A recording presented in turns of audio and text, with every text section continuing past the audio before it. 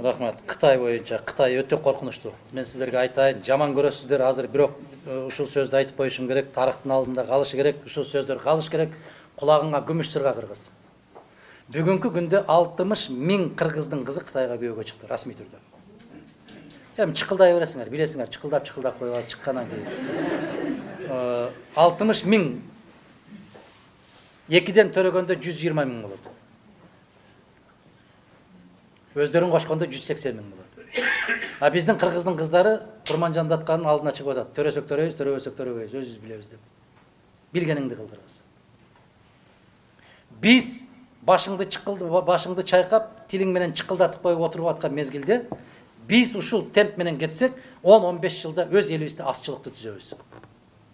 Бүгүнкү күндө 800.000ге жакын кыргыз Россиянын жарандыгын алып, Россиядан келбейт. Келбейт Кыргызстанга. Кайтпайт. Мен көбү менен сүйлөшөм. Биз го бара берет экенбиз, балдар чыдабайт экен деп калды. Балдар барбайт экен деп калды. Мен өзүмдүн жакын кишилерим, досторумдун, өзүмдүн балдарым аркылуу билем. Бул мамлекетте эч нерсеге жете албайсың деген нерсе мына жерине катып бүттү. Мына менин эки балам жогорку билимдүү. Экиден дипломдары бар. Бир жерге жумушка албайт. Себеп фамилиясы чыдап. 3 жерде 9 канча болот дегенди билбегендердин баары кызмат калат.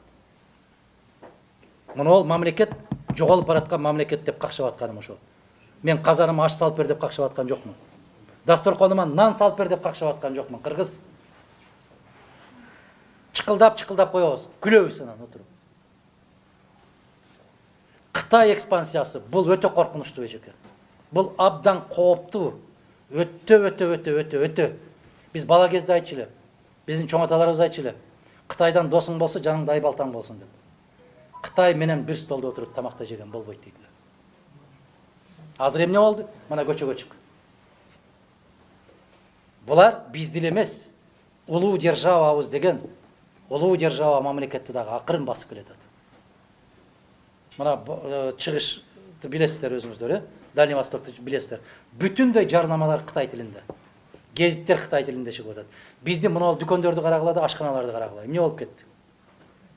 Намысы жок элбиз биз. Ким каалаган өзүнүн тилинде коюп атат. Намыс жок бизде. Ариет жок.